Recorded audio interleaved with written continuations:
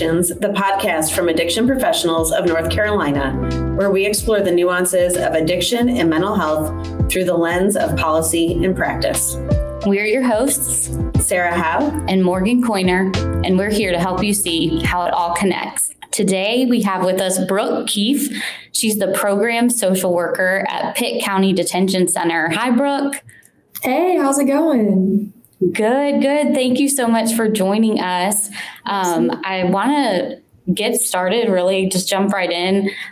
Pitt County has some really innovative programs going on in your detention center in addressing substance use. And we'd love for you to just give us an overview of what y'all are doing over there in Pitt County. Absolutely. Yeah, so our Sheriff Paula Dance, she was elected around 2019, and she implemented these jail-based programs here in the detention center. We have our men's program, which is the SHARP program, so Sheriff's Heroin Addiction Recovery Program, and our female program, the Women's Empowerment and Recovery Program. Just really aims to use evidence-based models and resources and community connections to give these individuals what they need while they're here, and also assistance to bridge that gap for when they're out to ultimately promote recovery and reduce recidivism for those with drug-related or other non-violent charges. So remind me again, when did you start these programs? How many years ago now? 2019. So 2019. 5 years ago. 5 years. 5 years. Okay. So give us some of the success stories. What have you seen since these programs have been started?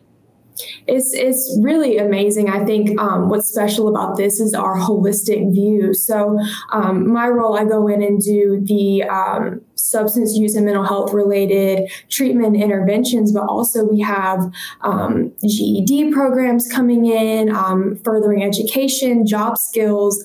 So a lot of the men and women are getting this education, resume building, things like that, soft skills that people haven't taught them before. So it's really amazing to see the puzzle pieces of recovery just really coming together, and then getting phone calls from the community. Hi, Miss Brooke, I'm out. Went to NA last night and I have a job interview in the morning. And it's just the best feeling to know that the skills that they're getting here are transferable out into the community so they can continue to support themselves and be good model citizens. How has the community responded to these programs, or to, like you said, individuals that are in the community that are living in recovery every day? How has the community responded to this? I think it's been really cool to see the opportunity for these programs to open up volunteer opportunities for various religious organizations, 12-step people coming from the community who have these testimonies and these lived experiences, meeting our clients where they are here in the facility, so they can go ahead and establish that connection with stakeholders in the community. And then when they come out, they have these connections to fall back on. So our local reentry council has been a really cool resource that we used, as well as just some facilities and recovery places here in Greenville to be able to take these individuals from when they're here and get them the support when they need for when they're out. Yeah, Greenville has such a strong recovery community. So I love that y'all are able to engage with folks who are outside doing work to be able to connect people to services through that. That's really cool. I'm curious a little bit about, like, on the front end of these programs, are they mandatory? Do they have to apply to these programs? Like, how does someone who comes into the detention center, how do they end up in this program receiving treatment or interventions? Yeah, so these programs are all voluntary, which adds another really interesting element, because you have a lot of these like-minded individuals who are choosing to use their time this way in the facility. So the SHARP program and the WARE programs, it's kind of a at this point, some of it is word of mouth from these individuals. We also try to increase our presence in the blogs just so they know who Miss Brooke is and who programs are really.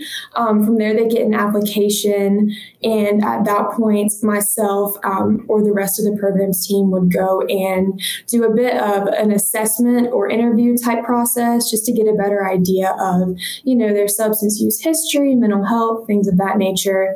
And then at that point, we would also tell them more about our resources that we have in the facility. So those vocational programs, GED, those type things. And from there, we kind of create a treatment plan with them. And that way we can understand better what they need. And then ultimately they would be admitted into these group treatment programs, so our Sharp and Wear programs. So what is the intersection of these programs with medications, or MAT or MOUD, depending on the term that your detention center uses? How do they fit into medication-assisted treatment?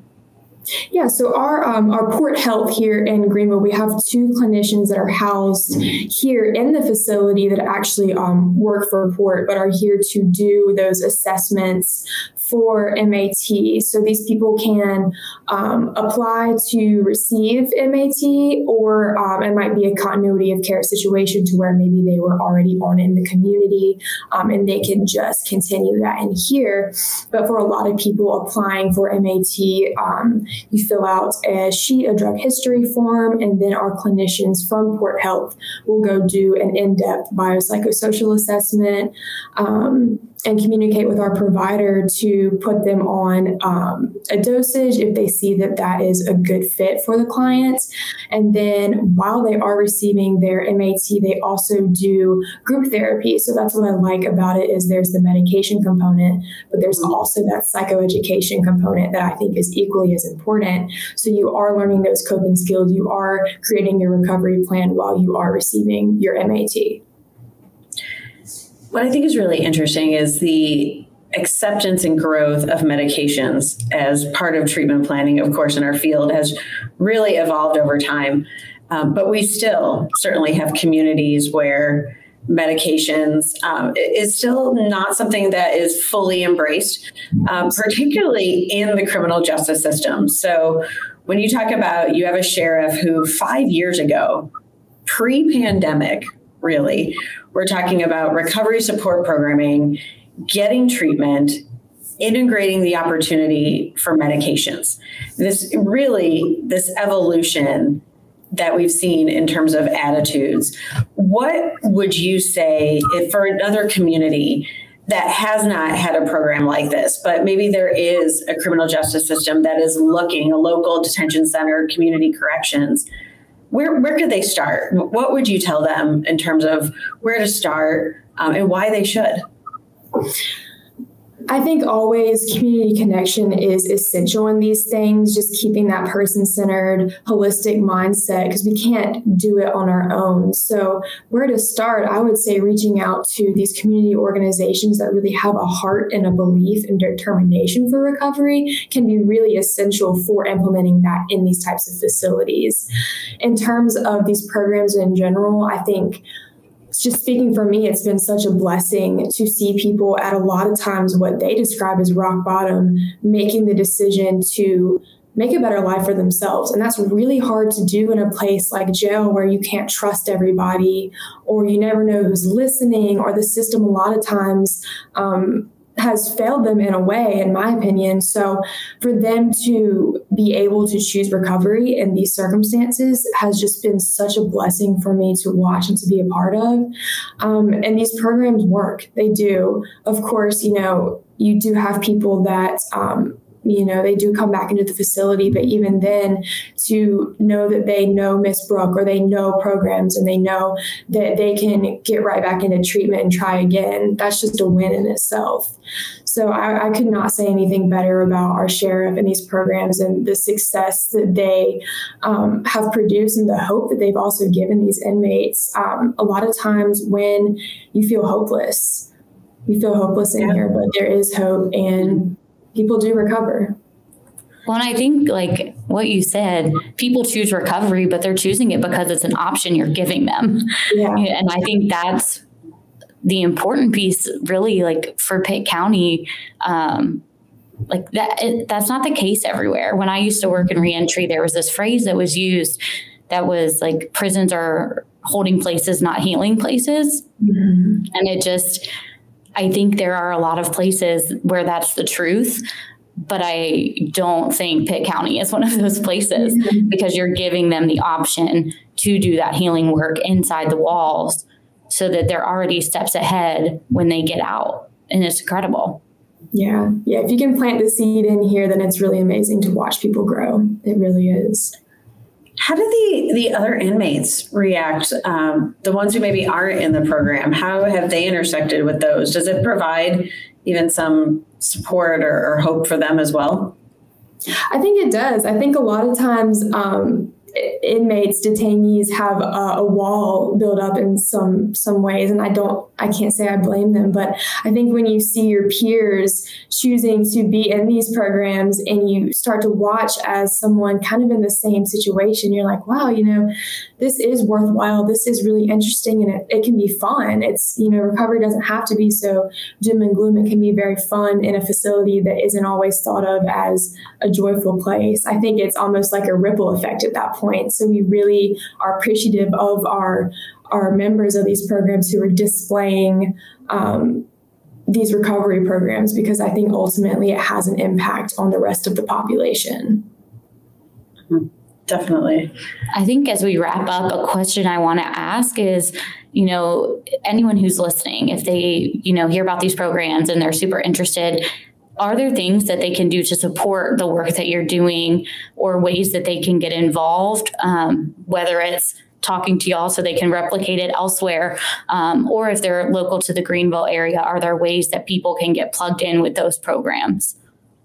Absolutely. So we do have a lot of volunteer opportunities to come in and run group treatment sessions with these men and women in the detention center, which is always very, very worthwhile from my experience, but also not just in the facility, but in general.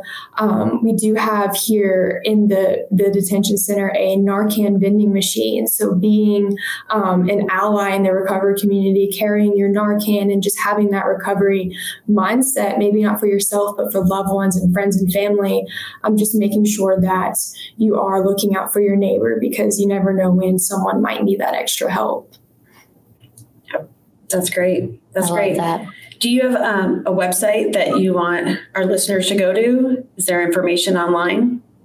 Absolutely, yes. So the Pitt County Sheriff's Office, their website is going to have a programs tab, and under the programs, you get to see our Sharp and Wear information. It's also going to include the other programs that I talked about, such as GED. Great. Awesome. We will definitely be sure to link that and send people your way. Is there anything else before we go that we didn't touch on that you feel is important, or, if there was one final message that we didn't get to, is there anything else that you'd like to say before we wrap up? I would say if you feel called to do this type of work with this type of population, I think it's so worthwhile, and I think it's very underserved. And whatever you think may or may not happen, or any hesitancies, I would just say always go for it. And 9 times out of 10, I think you're going to see that it's really, really amazing to watch. Well, we're grateful for the work that you're doing, Brooke, and changing lives in Pitt County, but really across the state, because this work has a ripple effect. So thank you for all the work you're doing and for taking the time to join us today. We know how busy you are, and we really appreciate it. Absolutely. Anytime.